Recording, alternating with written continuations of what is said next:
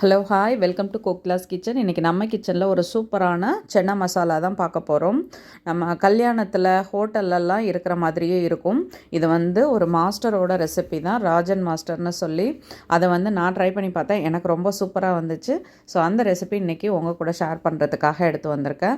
வாங்க எப்படி செய்கிறதுன்னு பார்க்கலாம். இப்போது நான் ஒரு கப் அளவு வெள்ளை கொண்டக்கடலையை நல்லா ஓவர் நைட் ஊற வச்சு எடுத்துக்கிட்டேன். இப்போ இது நல்லா ஊறிடுச்சு. இதை நல்லா வாஷ் பண்ணி எடுத்துக்கலாம். வாஷ் பண்ணிவிட்டு நம்ம குக்கரில் இதை வேக வச்சு எடுத்துக்கலாம். இப்போது நான் கொஞ்சமாக உப்பு சேர்த்து தேவையான அளவு தண்ணி வச்சு இதை நல்லா வேக வச்சு எடுத்துக்க போகிறோம். இப்போ 10லேருந்து 12 விசில் விட்டால் கூட தப்பு கிடையாது. அந்த சென்னா நல்லா சாஃப்டாக வேகணும். அந்த அளவுக்கு நம்ம நல்லா வேக வச்சுக்கலாம். இப்போது அது ஒரு பக்கம் தனியாக வெந்துட்டுருக்குது. இப்போது அடுப்பில் வானல் வச்சுக்கலாம். வானல் வச்சுட்டு இப்போ நம்ம 1 ஸ்பூன் அளவு எண்ணெய் சேர்த்துக்கலாம். எண்ணெய் சேர்த்துட்டு இதில் நான் கொஞ்சமாக தான் எடுத்துக்கிட்டேன்.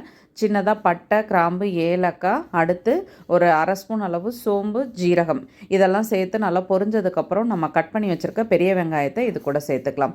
சேர்த்துட்டு இப்போ இதை நல்லா வதக்கிக்கலாம்.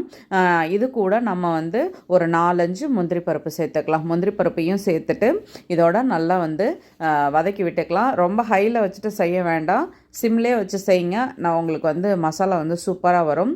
இப்போ அடுத்து 1 ஸ்பூன் அளவு கசகசா சேர்த்துக்கலாம். கசகசா சேர்த்துட்டு அதையும் இது கூட நல்லா வதக்கி விட்டுக்கலாம். இப்போ இந்த மசாலா எல்லாம் ஒன்று சேர்ந்து வெங்காயத்தோட நல்லா வதங்கி வருது. இப்போ அடுத்து நம்ம கட் பண்ணி வச்சுருக்க நல்ல பழுத்த தக்காளியாக எடுத்துக்கோங்க, அது நல்லாயிருக்கும். இப்போ தக்காளியையும் சேர்த்து நல்லா வதக்கிக்கலாம். இப்போ இந்த மசாலா எல்லாத்தையும் நல்லா வதக்கிட்டு இதை நம்ம நல்லா ஃபேனில் ஆற வச்சுட்டு நல்லா நைஸாக அரைச்சி எடுத்துக்கலாம். இப்போ மசாலா எல்லாம் நல்லா வதங்கிடுச்சு. நம்ம கொஞ்சமாக தண்ணி சேர்த்து இந்த மசாலாவை அரைச்சி எடுத்துக்கலாம். இப்போ கொண்டக்கடலையும் ரெடி ஆகிடுச்சு, மசாலாவும் ரெடி ஆகிடுச்சு. இப்போ அடுப்பில் வானல் வச்சுட்டு நம்ம ஒரு 2 ஸ்பூன் அளவு எண்ணெய் சேர்த்துக்கலாம். எண்ணெய் சேர்த்துட்டு ஒரு 2 டேபிள் ஸ்பூன் அளவு இஞ்சி பூண்டு பேஸ்ட்டு சேர்த்துக்கலாம். சேர்த்துட்டு இதோட பச்சை வாசனை போகிற வரைக்கும் அதை நல்லா வதக்கிக்கலாம். வதக்கிட்டு ஒரு கொத்து கருவேப்பிலை சேர்த்துக்கலாம். சேர்த்துட்டு இப்போது இஞ்சி பூண்டோட இது நல்லா மிக்ஸ் ஆகி இது கருக விட்டுறக்கூடாது. கருக விட்டுட்டா அப்புறம் நல்லா இருக்காது. ஸோ அதனால் சிம்லே வச்சுட்டு நம்ம இதை நல்லா பச்சை வாசனை போகிற வரைக்கும் வதக்கி எடுத்துக்கலாம்.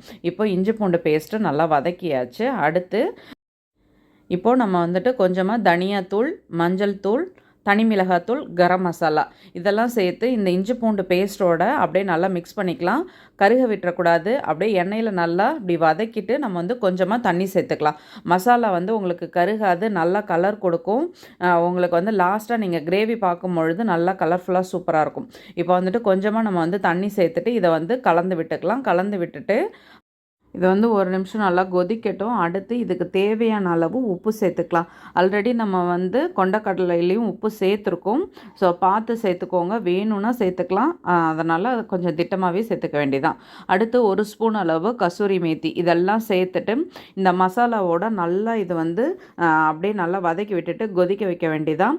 அடுத்து அந்த எண்ணெய் பிரிஞ்சு வர ஸ்டேஜில் நம்ம அரைச்சி வச்சுருக்க அந்த மசாலா அதை இது கூட சேர்த்து அப்படியே நல்லா கலந்து விட்டுக்க வேண்டியதான். இப்போ பாருங்கள், நல்லா அந்த மசாலாவோட அரைச்ச விழுதையும் சேர்த்து நல்லா மிக்ஸ் பண்ணியாச்சு.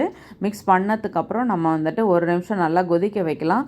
கொதிக்க வச்சதும் நம்ம வேக வச்சு எடுத்து வச்சுருக்க இந்த கொண்டக்கடலையை இது கூட சேர்த்துக்கலாம். இப்போ எல்லாமே நம்ம சேர்த்தாச்சு. இப்போ நான் நல்லா இதை கலந்து விட்டு ஒன்று சேர்ந்து இது எல்லாமே கொதித்து சூப்பராக நல்ல கமகமான வாசனை வரும். அந்த ஸ்டேஜில் நம்ம இதில் கொஞ்சமாக பால் சேர்த்துக்க போகிறோம். பால் சேர்க்கும் பொழுது டேஸ்ட் ரொம்ப நல்லாயிருக்கும்.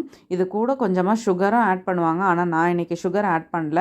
எனக்கு அந்த இனிப்பு டேஸ்ட் வேண்டான்னு தோணுச்சு. அதனால் நான் வெறும் பால் சேர்த்துட்டு இறக்க போகிற நேரத்தில் கொஞ்சமாக பட்டர் போட்டு இறக்குனா அவ்வளோதான்.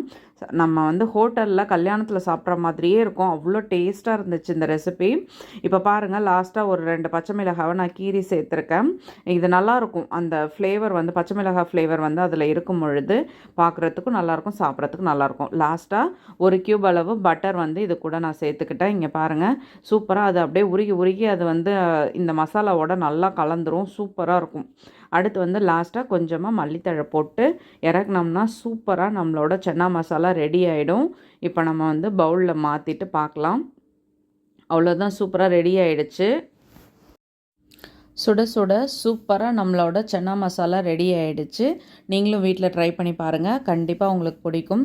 வீடியோ பிடிச்சா லைக் பண்ணுங்கள். என்னோடய வீடியோ உங்களுக்கு யூஸ்ஃபுல்லாக இருந்தால் சப்ஸ்கிரைப் பண்ணிக்கோங்க. மறக்காமல் செஞ்சு பார்த்துட்டு உங்கள் கமெண்ட் சொல்லுங்கள். ஃப்ரெண்ட்ஸ் அண்ட் ஃபேமிலிக்கு ஷேர் பண்ண மறந்துடாதீங்க. உங்கள் லவ் அண்ட் சப்போர்ட்டை எப்பொழுதுமே கொடுத்துக்கிட்டே இருங்க. தேங்க்யூ.